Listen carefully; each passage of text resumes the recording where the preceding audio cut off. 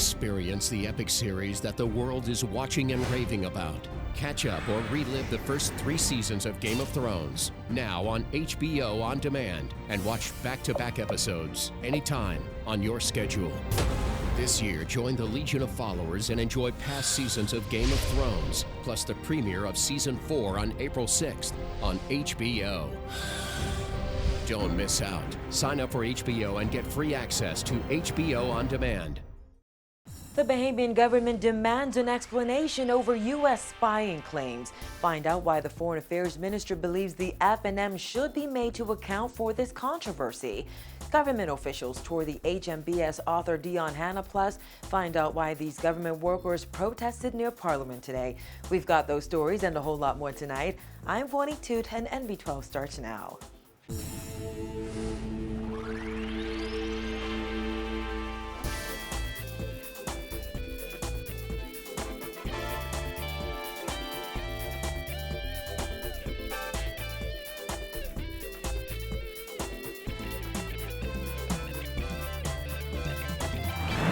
Topping news tonight, the Bahamas government has demanded a full explanation from the U.S. government over startling claims the U.S. is spying on Bahamian cell phone calls and insisted if such reports are true, it is clearly illegal and represents a great moral failing on the part of the perpetrators.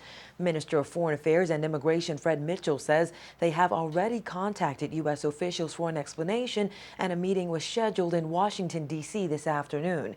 He addressed the issue during a news conference at Lynden Pinling International Airport's Diplomat Lounge this afternoon before heading to Guyana.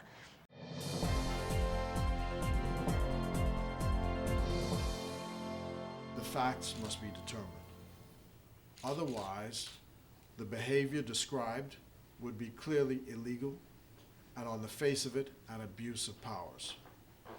It would also represent a great moral failing on the part of its perpetrators, in addition to illegality, which challenges the founding principles of the rule of law.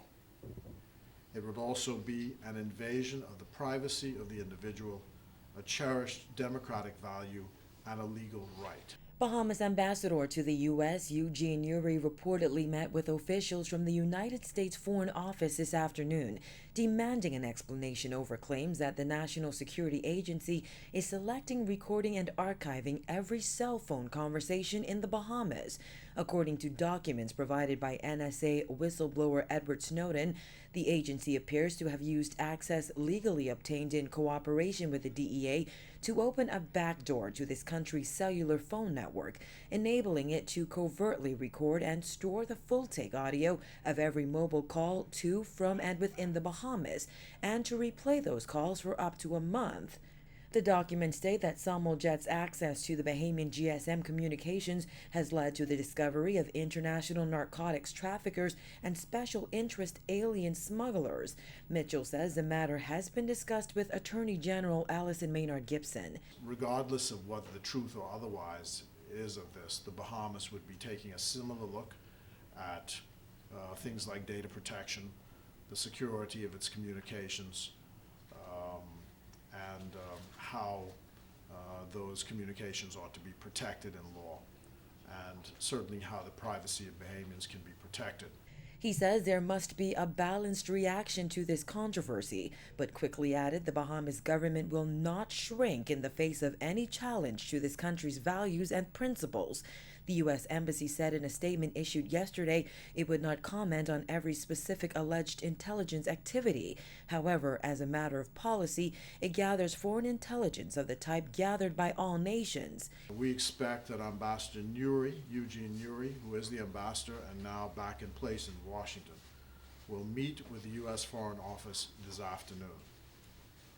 The charge of the United States government's interest in the Bahamas was summoned to the Foreign Ministry this morning, and we have demanded an explanation. We shall continue to keep the Bahamian people informed as we seek to discover what this is about and what it means. Additionally, Mitchell says U.S. officials warned the Bahamian government on 3 occasions about the story. The third warning came yesterday during a routine lunch with U.S. Chargé d'Affaires John Dinkelman. About 2 weeks ago, there was a heads up. So, one of the officials at the embassy said, "Hey, I hear a story's about to break about this."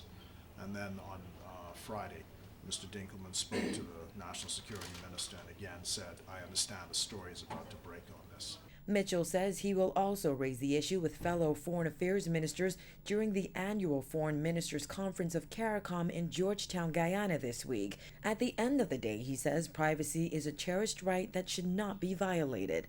Privacy means that you have the right to control information about yourself and its disclosure. That's a cherished right, and it should not be violated unless it's violated for reasons of law. And we need to protect that. Considering the alleged spying on Bahamian cell phone calls happened around 2011 and 2012 under the Ingram administration, Mitchell says the Free National Movement should be made to account for this issue, which grabbed national attention on Monday.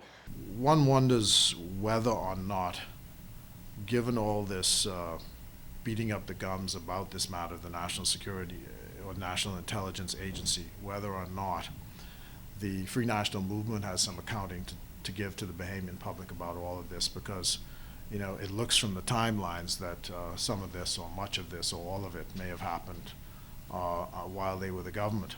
So maybe they have some answers to give, and maybe that's the reason why we're talking all this smoke screen about National Intelligence Agency. Mitchell insisted that there is nothing intrusive about the National Intelligence Agency, despite questions raised by F&M Deputy Leader Loretta Butler Turner. The National Intelligence Agency, as it is now constituted, is simply an aggregation of people drawn from various law enforcement bodies that really is concerned with an administrative function at the moment more than anything else. There's nothing intrusive about it, there's nothing illegal about it, nothing unlawful about it, and nothing is being spied on by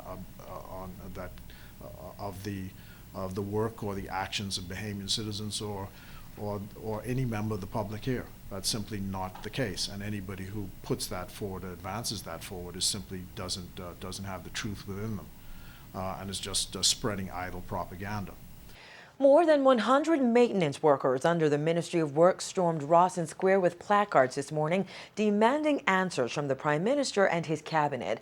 Workers say they don't have the tools to do their jobs and haven't had permanent salaries after working for years. Now, y'all think this is fair? We're working with this, sweeping the road. I don't think this is fair. Supervising over 10 years and still ain't getting no set salary.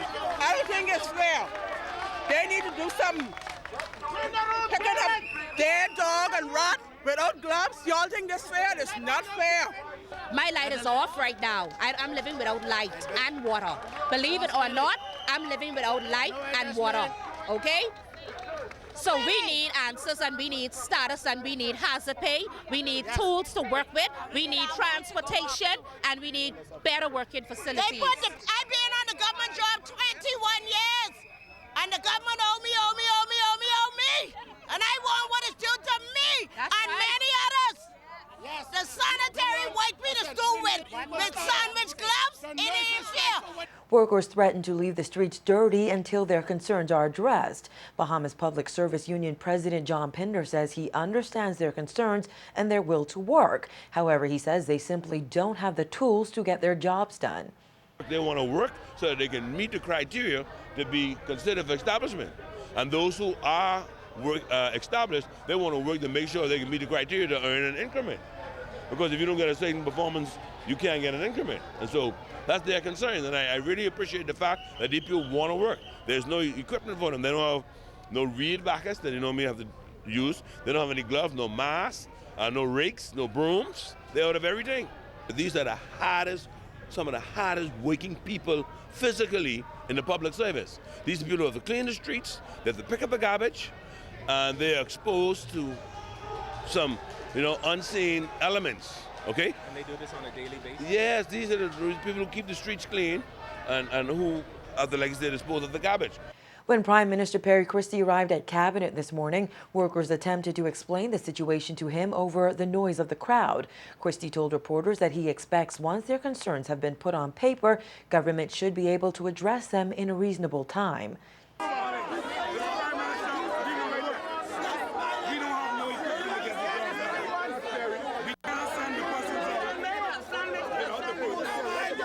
Over the last week, we've been meeting with the leader of the TUC, O.B. Ferguson, and the leader of the NCTU, Mr. John Pinder. We've asked them to put in writing everything that they think is a grievance so that we can address them. That was not included in it. So clearly he's caught by surprise as well. And so this is a demonstration, as I understood from one of the leaders, of where people are saying we want to work in an environment that is safe and secure. We want to work with equipment. Pinder says he also wants government to take a look at how legislation currently before Parliament will affect the maintenance workers, particularly those who have been contracted to clean public beaches and parks. Former Governor General A.D. Hanna got the opportunity today to tour his namesake, the HMBS Arthur Dion Hanna. It's the latest addition to the Royal Bahamas Defense Force fleet. Hanna toured the vessel along with Prime Minister Christie and cabinet ministers. Minister of National Security Dr. Bernard Nottage said Hanna was pleased with what he saw. We took this opportunity today to introduce a new vessel to my cabinet colleagues, and we were honored to be accompanied by the former Governor General, Mr. Arthur D. Hanna, who, as all of you will know, is an accomplished sailor, boatman. And he proved that to us with the questions that he put to Commander Wims, who I must say performed to the expectation that I have of the officers of the Defense Force. The vessel is expected to be commissioned on June 12, providing what officials hope will aid in restoring safety and security in the country.